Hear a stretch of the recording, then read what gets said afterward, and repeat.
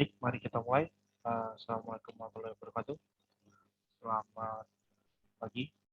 Uh, Kenalkan, kami dari kelompok 11 dengan metode dengan metode HIRA.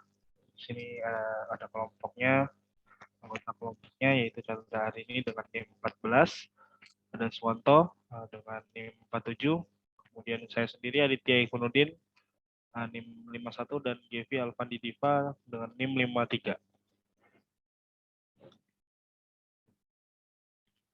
Nah, yang akan kami bahas itu penggunaan dan pengertian dan kegunaan HIRA, kemudian tahapan atau prosedur HIRA, kemudian studi kasus dan kelemahan metode HIRA. Nah, yang pertama ini adalah pengertian dan kegunaan HIRA. Itu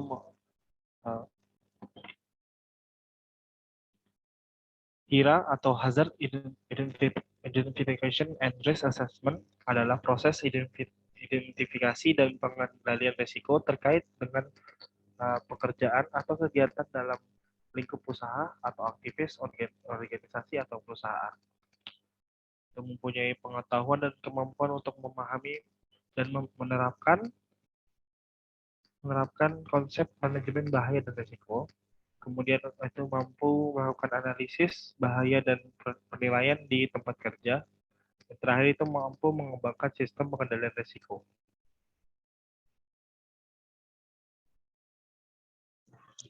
Kemudian topik pembahasan yang kedua yaitu tahapan atau prosedur dari HIRA. Jadi prosedurnya itu ada 4. Yang pertama itu proses kerja, kemudian yang kedua mengidentifikasi bahaya, yang ketiga analisa resiko dan penilaian resiko, dan yang keempat membuat pengendalian resiko. Selanjutnya kita masuk ke proses kerja. Di proses kerja adalah tahapan dalam melakukan pekerjaan. Kemudian yang kedua, mengidentifikasi bahaya. Bahaya diartikan sebagai potensi timbulnya cedera atau kerugian bagi pekerja, proses, properti, atau lingkungan. Kemudian ada risiko. Risiko merupakan kemungkinan suatu bahaya yang dapat terjadi. Kemudian yang ketiga ada insiden. Insiden merupakan kejadian yang tidak diinginkan akibat bahaya. Kemudian selanjutnya kecelakaan kerja. Kecelakaan kerja merupakan insiden lanjutan yang dapat mencederai pekerja, menyebabkan rusaknya barang atau pencemaran. Kemudian ada dampak. Dampak diartikan tingkat keparahan atau kerugian akibat kecelakaan kerja terhadap manusia, properti, lingkungan, dan lainnya. Selanjutnya ada analisa dan penilaian risiko. Jadi risiko itu sama dengan kemungkinan dikali dampak. Dan untuk kemungkinannya itu ada jarang sekali terjadi, jarang terjadi, mungkin sering terjadi, dan selalu terjadi. Untuk parameternya, untuk yang sangat jarang terjadi itu, contoh parameternya yang pertama itu terjadi 1 kali dalam masa lebih dari 1 tahun. Kemudian untuk yang jarang terjadi, itu bisa terjadi 1 kali dalam setahun, dan untuk yang sedang itu bisa terjadi 1 kali dalam sebulan, untuk yang sering bisa terjadi 1 kali dalam seminggu, dan sangat sering terjadi hampir setiap hari. Dan untuk dampaknya itu ada sangat kecil, sedang, besar, dan parah. Dan untuk parameternya itu yang tidak signifikan itu tidak terdapat cedera atau penyakit, tenaga kerja dapat langsung bekerja kembali. Untuk yang ringan, cedera ringan, tenaga kerja dapat langsung bekerja kembali. Untuk parameter yang sedang mendapatkan P3K atau tindakan medis, tidak ada hilang jam kerja lebih dari 1 kali 24 jam. Untuk yang parah memerlukan tindakan medis lanjut atau rujukan, cacat sementara atau terdapat jam kerja hilang 1 kali 24 jam. Dan untuk yang sangat parah itu cacat permanen, kematian, terdapat jam kerja hilang lebih dari 1 kali 24 jam. Dan pada tabel bisa dilihat ada kategori resiko yang dihasilkan. Itu ada rendah yang berwarna hijau, sedang yang berwarna kuning, tinggi yang berwarna merah, dan ekstrim yang berwarna ungu. Jadi untuk yang rendah itu harus perlu aturan prosedur atau rambu. Untuk yang sedang perlu tindakan langsung. Dan untuk yang tinggi perlu perencanaan pengendalian, dan juga untuk yang ekstrim perlu perhatian dari manajemen atas.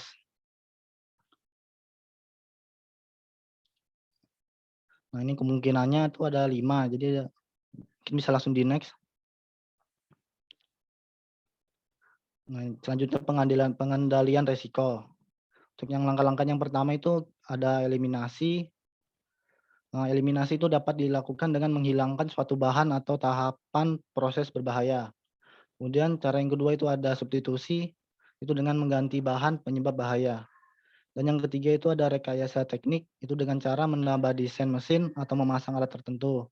Dan yang terakhir dan yang keempat itu ada administratif, yaitu dengan cara mengontrol administratif adalah pelatihan prosedur, kebijakan atau desain shift yang mengurangi ancaman bahaya terhadap seseorang. Dan yang kelima atau yang terakhir itu ada alat pelindung diri. Itu alat pelindung diri adalah pakaian pelindung seperti helm, kacamata atau pakaian atau peralatan lain yang dirancang untuk melindungi tubuh pemakai dari cedera atau infeksi.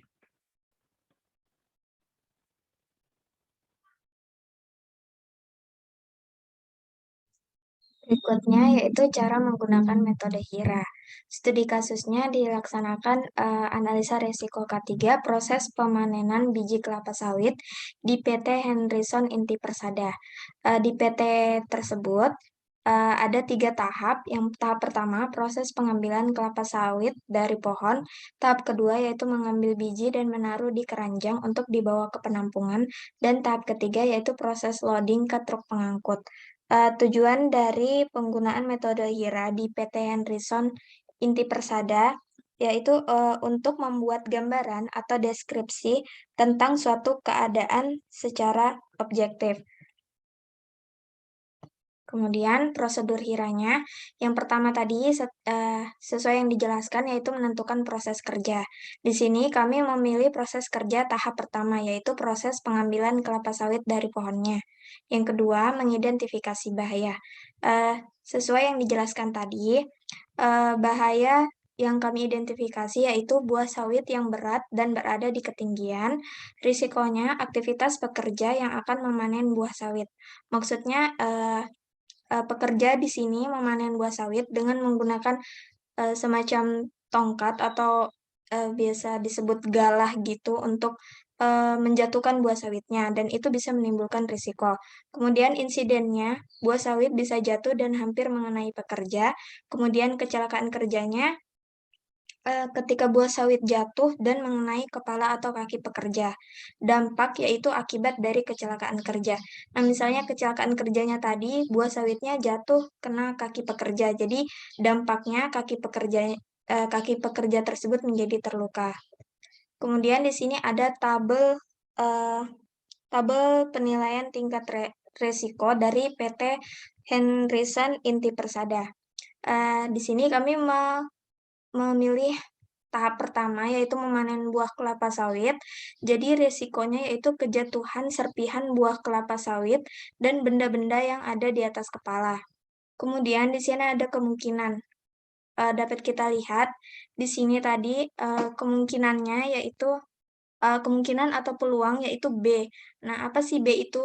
B itu tergolong sering terjadi. Jadi maksudnya kejadian kejatuhan buah kelapa atau benda yang ada di atas kepala di PT Henryson Inti Persada itu tergolong sering terjadi. Kemudian dapat kita lihat di sini akibatnya itu bernilai 2. Akibat atau penilaian risiko. Di sini tadi kita lihat kejatuhan buah kelapa sawit itu tergolong sering terjadi. Kemudian bernilai 2. Artinya tergolong sedang. Maksudnya itu kejatuhan buah kelapa sawit tersebut termasuk bahaya yang agak berat. Kemudian dampak yang ditimbulkan yaitu kecil. Kenapa berwarna kuning? Itu artinya perlu tindakan secara langsung. Lalu di sini ada pengendalian risiko. Yang pertama ada eliminasi, yaitu menghilangkan suatu bahan atau tahapan proses berbahaya. Kami tidak memilih metode eliminasi. Mengapa? Karena Kami menggunakan tahap pertama, yaitu memanen buah kelapa sawit dari pohonnya. Jadi tahap tersebut kan merupakan tahap pertama, jadi tidak bisa untuk dihilangkan meskipun tahap tersebut termasuk berbahaya. Kemudian ada substitusi, yaitu mengganti bahan penyebab bahaya. Di tahap pertama ini, bahan yang berbahaya kan buah kelapa sawitnya, yang merupakan bahan utamanya. Jadi tidak bisa diganti karena kalau diganti kan karena tujuan dari penelitian ini tuh tentang pengolahan kelapa sawit, jadi nggak bisa diganti bahannya. Lalu ada rekayasa teknik, yaitu menambah desain mesin atau memasang alat tertentu. Menurut kami ini bisa dilakukan dengan cara tadi kan untuk mengambil buah kelapa sawit itu menggunakan tongkat atau kayu atau yang disebut galah. Kemudian buah kelapa sawitnya itu didorong dengan tongkat dan itu kan terlalu tradisional, bisa bikin tangan dari pekerja tersebut menjadi kelelahan sehingga bisa saja pekerjanya tidak fokus karena terlalu capek. Jadi nggak apa, tidak melihat ke atas kalau misalnya buah kelapa sawitnya nanti jatuh sehingga bisa menimbulkan resiko yang tadi. Eee, Caranya rekayasa teknik itu perusahaan bisa dengan membeli atau memfasilitasi pekerja dengan alat mesin mesinnya itu namanya mesin mesin cop kelapa sawit, mereknya String, itu bisa digunakan karena cukup efisien. Kemudian ada administratif. Kontrol administratif adalah pelatihan, prosedur, kebijakan, atau desain shift yang mengurangi ancaman bahaya terhadap seseorang. Ini juga bisa dilakukan dengan cara perusahaan memberikan pelatihan kepada para pekerja atau para karyawan tentang edukasi alat pelindung diri.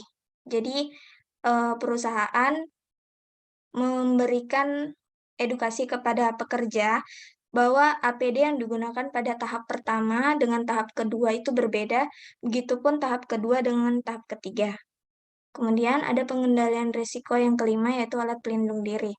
Alat pelindung diri adalah pakaian pelindung, helm, kacamata, atau pakaian atau peralatan lain yang dirancang untuk melindungi tubuh pemakai dari cedera atau infeksi.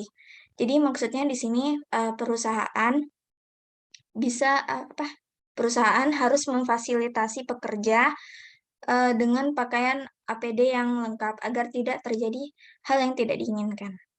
Berikutnya akan dijelaskan oleh teman saya. Baik, untuk kelemahan Malaysia, yang pertama, hanya bisa untuk mencegah, bukan untuk menghilangkan potensi bahaya kerja.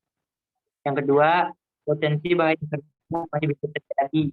Yang ketiga, memiliki kecepatan yang akurat dalam memprediksi bahaya kerja. Yang keempat, tidak sepenuhnya akurat. Sekian penyampaian materi dari kami, berikan ke Ikhwanuddin. Mungkin itu saja penyampaian materi metode HIRA dari kelompok 11 ini. Kurang lebihnya kami memohon maaf. Saya akhiri. Assalamualaikum warahmatullahi wabarakatuh dan selamat pagi.